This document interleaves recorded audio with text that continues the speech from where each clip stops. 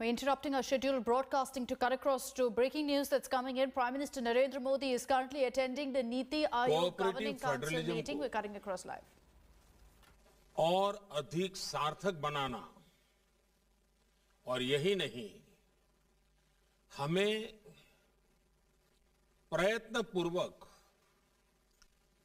Competitive cooperative federalism को न सिर्फ राज्यों के बीच डिस्ट्रिक्ट तक ले जाना है, ताकि विकास की स्पर्धा निरंतर चलती रहे, विकास ये प्राइम एजेंडा बना रहे, देश को नई ऊंचाई पर ले जाने की स्पर्धा कैसे बढ़े, ये मंथन करने के लिए पहले भी कई बार हमने चर्चा की है। आज भी स्वाभाविक है कि इस समिट में उस पर बल दिया जाएगा। हमने कोरोना कालखंड में देखा है कि कैसे अब राज्य और केंद्र सरकार ने मिलकर काम किया, देश सफल हुआ और दुनिया में भी भारत की एक अच्छी छवि निर्माण हुई। साथियों, आज जब देश अपनी आजादी के 75 वर्ष पूरे करने जा रहा है, तब इस गवर्निंग काउंसिल की बैठक और महत्वपूर्ण हो गई है। मैं राज्यों से भी आग्रह करूंगा कि आजादी के 75 वर्ष के लिए अपने अपने राज्यों में समाज के सभी लोगों को जोड़ करके समितियों का निर्माण हो, जिलों में भी समितियों का निर्माण हो। अब से कुछ देर पहले इस बैठक के लिए बिंदुओं का एक सरसरा उल्लेख आपके सामने हुआ है। इन एजेंडा पॉइंट्स का चयन देश की सर्वोच्च प्राथमिकताओं को ध्यान में रखते हुए किया गया है।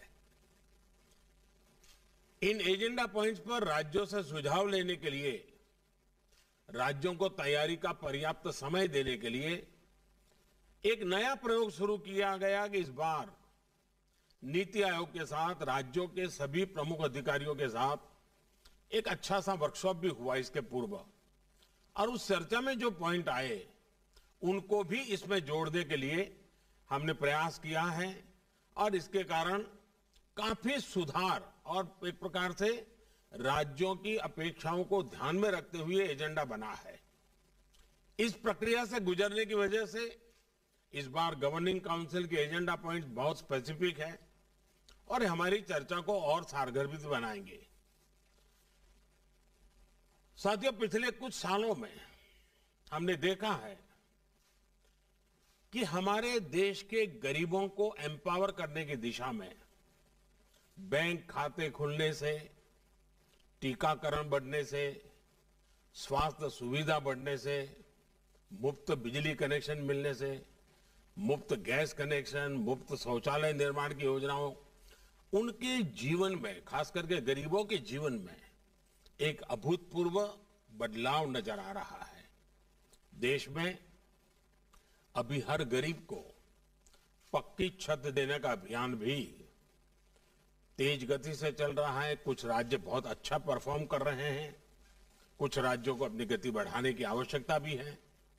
2014 के बाद से देखें तो गांवों और शहरों को मिलाकर 2 करोड़ 40 लाख से ज्यादा घरों का निर्माण पूरा किया गया है। आपको मालूम है, देश के 6 शहरों में आधुनिक टेक्नोलॉजी से घरें बनाकर एक अभियान चल रहा है। एक आध महीने के भीतर भीतर नई टेक्नोलॉजी से तेजी से अच्छी क्वालिटी के मजबूत मकान बनाने की दिशा में देश के 6 शहरों में नए मॉडल तैयार होंगे।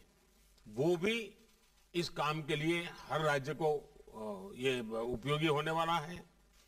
उसी प्रकार से पानी की कमी और प्रदूषित पानी से होने वाली बीमारी लोगों के विकास में बाधा न बने, कुपोषण की समस्याओं को वो बढ़ाए नहीं, इस दिशा में भी मिशन मोड में काम हो रहा है।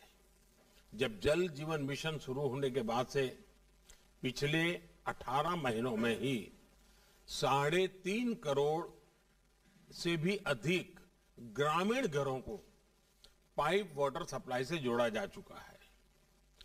गांवों में इंटरनेट कनेक्टिविटी के लिए भारत नेट स्कीम एक बड़े बदलाव का माध्यम बन रही है।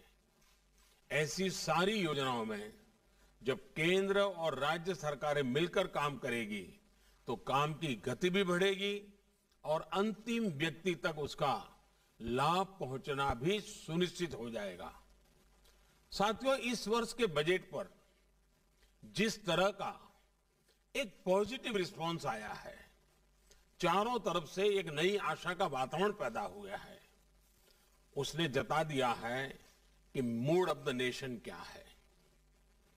देश मन बना चुका है, देश तेजी से आगे बढ़ना चाहता है, देश अब समय नहीं गंवाना चाहता है और कुल मिलाकर के देश के मन को बनाने में देश का युवा मन बहुत बड़ी भूमिका अदा कर रहा है और तभी ये बदलावों के प्रति एक नया आकर्षण पैदा हुआ है। हमें भी ये देख कैसे देश का प्राइवेट सेक्टर देश की इस विकास यात्रा में और ज्यादा उत्साह से आगे आ रहा है। सरकार के नाते हमें इस उत्साह का, प्राइवेट सेक्टर की ऊर्जा का सम्मान भी करना है और उसे आत्मनिर्भर भारत में उतना ही अवसर भी देना है। आत्मनिर्भर भारत एक ऐसे नए भारत की तरफ कदम है जहां हर व्यक्ति, हर संस्था, हर उद्यम को अपनी पूरी क्षमताओं से आगे बढ़ने का अवसर मिले। साथियों, आत्मनिर्भर भारत अभियान एक ऐसे भारत का निर्माण का मार्ग है जो न केवल अपनी आवश्यकताओं के लिए बल्कि विश्व के लिए भी उत्पादन करे और यह उत्पादन विश्व श्रेष्ठता की कसौटी पर भी खरा उतरे। और इसलिए मैं हमेशा कहता हूं, zero defect zero effect. Bharat जैसा युवा देश, उसकी आकांक्षाओं को ध्यान में रखते हुए हमें आधुनिक इंफ्रास्ट्रक्चर का निर्माण करना होगा, इनोवेशन को बढ़ावा देना होगा, टेक्नोलॉजी का ज्यादा से ज्यादा प्रयोग करना होगा, शिक्षा कौशल के बेहतर अवसर उन्हें देने होंगे। साथियों, हमें अपने बिजनेस को, एमएसएमईज को, स्टार्टअप्स को और मजबूत करने की जरूरत है। हमारे हर राज्य की अपनी एक खूबी है, हर राज्य के हर जिले के पास अपना हुनर है, अपनी खासियत है, कई प्रकार के पोटेंशियल्स हम बारीकी से देखें तो नजर आते हैं। सरकार द्वारा देश को ये सैकड़ों जिलों के प्रोडक्ट्स को शॉर्टलिस्ट करके उनके वैल्यू एडिशन के लिए, मार्केटिंग और एक्सपोर्ट के लिए उन्हें प्रमोट किया जा रहा है। इससे राज्यों के बीच एक स्वस्थ स्पर्धा अभी प्रारंभ हुई है, लेकिन आगे बढ़ाना है। कौन राज्य सबसे ज्यादा एक्सपोर्ट करता है, अधिक से अधिक प्रकार की चीजें एक्सपोर्ट करता है, अधिकतम देशों में एक्सपोर्ट करता है, अधिक से अधिक मूल्य की चीजें एक्सपोर्ट करता है, और फिर जिलों में भी ये स्पर्धा कैसे बने और हम एक्सपोर्ट पर विशेष बल हर राज्य, हर जिला कैसे दे। हमें इस प्रयोग को जिलों और ब्लॉक्स के बीच भी लेकर जाना है। हमें राज्यों के संसाधनों का पूरा इस्तेमाल करना होगा। राज्यों से होने वाला एक्सपोर्ट हमें आग्रहपूर्वक, और इसका हिसाब किताब हर महीना लेना चाहिए और उसको बढ़ाना चाहिए। पॉलिसी फ्रेमवर्क और केंद्र एवं राज्यों के बीच बेहतर तालमेल भी बहुत जरूरी है। अब जैसे हमारे यहां कोस्टल स्टेट है, मत्स्य उद्योग को, ब्लू इकोनॉमी को और मछली को विदेशों में एक्सपोर्ट करने के लिए असीमित अवसर है। हमारे कोस्टल स्टेट उसके लिए क्यों न स्पेशल इनिशिएटिव ले। देखिए, इकोनॉमी को बहुत बड़ा बल मिल सकता है, हमारे फिशरमैन को बहुत बड़ा बल मिल सकता है। मैं चाहूंगा कि आप इस बात से परिचित हैं कि केंद्र सरकार ने विभिन्न सेक्टर्स के लिए एक पीएलआई स्कीम शुरू की है। ये देश में मैन्युफैक्चरिंग बढ़ाने का बेहतरीन अवसर है। राज्यों को भी इस स्कीम का पूरा लाभ लेते हुए अपने यहां ज्यादा से ज्यादा निवेश आकर्षित करना चाहिए। कॉरपोरेट टैक्स की दरें कम करने का लाभ भी राज्यों ने बढ़ चढ़ करके उठाना चाहिए।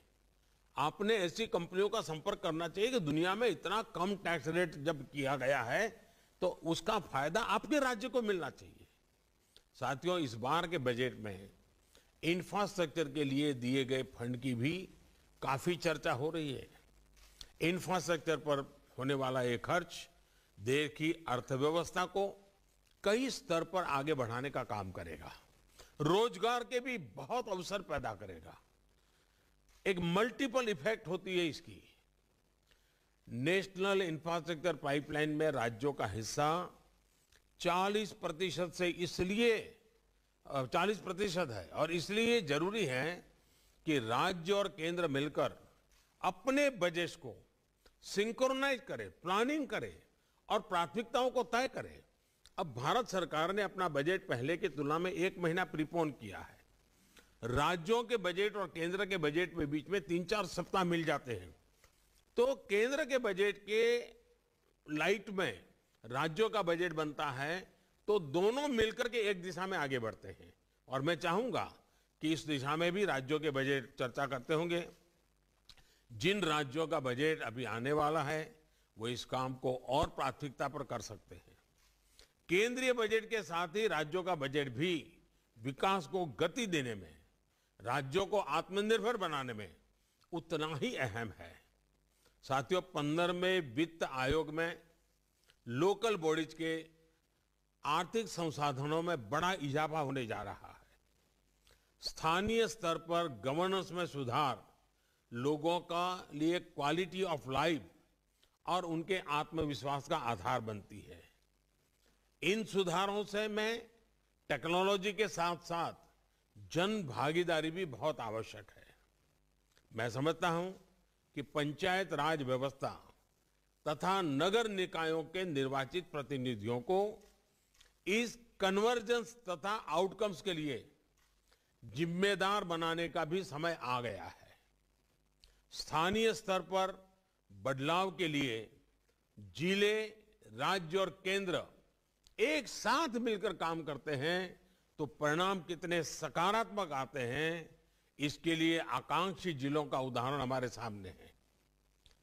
एस्पिरेशनल डिस्ट्रिक्ट का जो प्रयोग रहा है वो अच्छे परिणाम दे रहा है, लेकिन पिछले कुछ दिनों में कोरोना के कारण जो गति आनी चाहिए तो नहीं आई, लेकिन अब फिर से उस पर हम बल दे सकते हैं। साथियों, कृषि अपार क्षमताओं से भरी है, लेकिन फिर भी कुछ सच्चाइयां हमें स्वीकार करनी होगी। हम कृषि प्रधान देश कहे जाएं, उसके बावजूद भी आज करीब 65-70 हजार करोड़ रुपए का खाद्य तेल हम बाहर से लाते हैं। ये हम बंद कर सकते हैं। हमारे किसानों के खाते में पैसा जा सकता है। ये पैसों का हकदार हमारा किसान है, लेकिन इसके लिए हमारी योजनाएं उस प्रकार से हमें बनानी होगी। हमने पिछले दिनों दालों में प्रयोग किया, उसमें सफलता मिली। अब दाम बाहर से लाने में, दालों को बाहर से लाने में खर्चा हमारा काफी कम हुआ है। ऐसी कई चीजें, कई खाद्य चीजें बिना कारण हमारे टेबल पर आज आ जाती है। हमारे देश के किसानों को ऐसी चीजों को उत्पादन में कोई मुश्किल नहीं है, थोड़ा गाइड करने की जरूरत है। और इसलिए ऐसे कई कृषि उत्पाद हैं जो हमारे किसान न सिर्फ देश के लिए पैदा कर सकते हैं बल्कि दुनिया को भी सप्लाई कर सकते हैं। इसके लिए जरूरी है कि सभी राज्य अपनी एग्रो क्लाइमेटिक रीजनल प्लानिंग, उसकी स्ट्रेटेजी बनाएं, उसके हिसाब से किसान को मदद करें। साथियों, बीते वर्षों में कृषि से लेकर पशुपालन और मत्स्य पालन तक एक होलिस्टिक अप्रोच अपनाई गई है। इसका परिणाम है कि कोरोना के दौर में भी देश में कृषि निर्यात में काफी बढ़ोतरी हुई है, लेकिन हमारा पोटेंशियल इससे अनेक गुना ज्यादा है। हमारे प्रोडक्ट्स का वेस्टेज कम से कम हो, इसके लिए स्टोरेज और प्रोसेसिंग पर भी ध्यान देने की जरूरत है और उसमें इन्वेस्टमेंट के लिए हमें जितने भी पोटेंशियल जहां भी है उसको जोड़ना पड़ेगा। हमें जानते हैं कि भारत साउथ ईस्ट एशिया में रॉ फिश एक्सपोर्ट करता है। जब मैंने प्रारंभ में कहा, वहां वो फिश प्रोसेस करके भारी मुनाफे और प्रोसेस प्रोडक्ट के तौर पर बेची जाती है। क्या हम सीधे प्रोसेस फिश प्रोडक्ट को बड़े पैमाने पर एक्सपोर्ट नहीं कर सकते? हमारे सभी कोस्टल स्टेट खुद अपना इनिशिएटिव लेकर के इस पूरे ग्लोबल मार्केट को ऊपर अपना प्रभाव पैदा नहीं कर सकते हैं? ऐसी स्थिति कई और क्षेत्रों, कई और प्रोडक्ट्स के साथ है। हमारे किसानों को जरूरी आर्थिक संसाधन मिले, बेहतर इंफ्रास्ट्रक्चर मिले, आधुनिक टेक्नोलॉजी मिले, इसके लिए रिफॉर्म्स बहुत जरूरी है। साथियों, हाल ही में ऐसे कई रिफॉर्म्स किए गए हैं जो रेगुलेशन को कम करते हैं, सरकार का दखल कम करते हैं। मैंने पिछले दिनों देखा, सरकार के अंदर सामान्य व्यक्ति को कंप्लायंस, हजारों ऐसे कंप्लायंस हैं जिसको हम निकाल सकते हैं। जैसे पिछले दिनों हमने 1500 कानून खत्म किए। मैं राज्यों से आग्रह करूंगा, आप एक छोटी टीम बिठाइए, बिना कारण, अब जब टेक्नोलॉजी है तो बार बार चीजें मांगने की जरूरत नहीं है लोगों से। ये कंप्लायंस का बर्डन देश के नागरिक के सर पर से हम कम करें, राज्य आगे आए। मैंने भी भारत सरकार में कहा है और हमारे कैबिनेट सेक्रेटरी उसके पीछे लगे हुए हैं, कंप्लायंस की संख्या जितनी कम हो करनी है। ये भी ईज ऑफ लिविंग के लिए बहुत जरूरी है। उसी प्रकार से साथियों, युवाओं को अपना सामर्थ्य खुलकर दिखाने का भी हमें मौका देना होगा। कुछ महीना पहले ही आपने देखा होगा, कुछ महत्वपूर्ण निर्णय किए गए। उसकी चर्चा बहुत ज्यादा नहीं होती है, लेकिन इसका परिणाम बहुत बड़ा होता है। ओएसपी रेगुलेशंस को रिफॉर्म किया गया था। इससे युवाओं को कहीं से भी काम करने की फ्लेक्सिबिलिटी मिली है। इसका बहुत बड़ा लाभ हमारे टैक्स सेक्टर को मिला। मैं अभी पिछले दिनों आईटी सेक्टर के लोगों से बात कर रहा था। मुझे कईयों ने बताया कि उनके 95% लोग अब घर से ही काम कर रहे हैं और उनका काम अच्छा चल रहा है। अब देखिए ये कितना बड़ा बदलाव आ रहा है। हमने इन चीजों पर बल देना होगा। हमें ऐसी जो बंदिशें हैं, उन सारी बंदिशों को समाप्त करना चाहिए। काफी मात्रा में हमने पिछले दिनों रिफॉर्म करके किया भी है। आपने देखा होगा, कुछ दिन पहले हमने एक बहुत महत्वपूर्ण निर्णय किया है। जियो स्पेशियल डेटा से जुड़े नियमों को भी लिबरलाइज कर दिया है। जो अभी हमने किया है वो अगर आज से 10 साल पहले हम कर पाते तो शायद ये गूगल वगैरह भारत के बाहर नहीं बनते, वो हमारे यहां बनते। हमारे ही लोगों की टैलेंट है, लेकिन प्रोडक्ट हमारी नहीं है। इससे हमारे स्टार्टअप्स और टेक सेक्टर को तो बहुत बड़ी मदद मिली है। मैं चाहता हूं कि ये फैसला देश के सामान्य मानवी की ईज ऑफ लिविंग बढ़ाने में मदद करेगा। और साथियों, मैं 2 चीजों का आग्रह करूंगा। आज विश्व में हमें एक अवसर प्राप्त हुआ है। उस अवसर को जुटाने के लिए हमारी कोशिश रहनी चाहिए ईज ऑफ डूइंग बिजनेस, और भारत के नागरिकों के लिए हमारी कोशिश रहनी चाहिए ease of living. Globally Bharat के पोजीशनिंग के लिए, भारत को अपॉर्चुनिटीज ग्रैब करने के लिए ईज ऑफ डूइंग बिजनेस का महत्व है, और उसके लिए हमारे कानूनों में सुधार करना होगा, व्यवस्थाओं में सुधार करना होगा, और देश के नागरिकों की आशा अपेक्षाओं को पूरा करने के लिए, उसके जीवन को सरल करने के लिए, ईज ऑफ लिविंग के लिए जो चीजें आवश्यक हैं उसको बल देना पड़ेगा। साथियों, मैं अब आपके अनुभव, आपके सुझाव सुनने के लिए उत्सुक हूं। आज हम दिन भर बैठने वाले हैं, बीच में एक थोड़ा समय हम ब्रेक लेंगे, लेकिन हम सारे विषयों की बातचीत करेंगे। मुझे विश्वास है कि हमेशा की तरह इस बार भी आप सभी की तरफ से रचनात्मक और सकारात्मक विचार आप देश को आगे ले जाने में बहुत काम आएंगे और हम सब मिल करके केंद्र और राज्य हम एक देश के रूप में एक ही दिशा में जितनी शक्ति लगा सकते हैं लगी शक्ति लगा करके विश्व में एक अभूतपूर्व अवसर भारत के लिए पैदा हुआ है। ये मौका हम जाने नहीं देंगे। इसी एक अपेक्षा के साथ मैं फिर एक बार इस महत्वपूर्ण समिट में आप सबकी उपस्थिति का स्वागत करता हूं, आपके सुझावों का इंतजार करता हूं। बहुत बहुत धन्यवाद।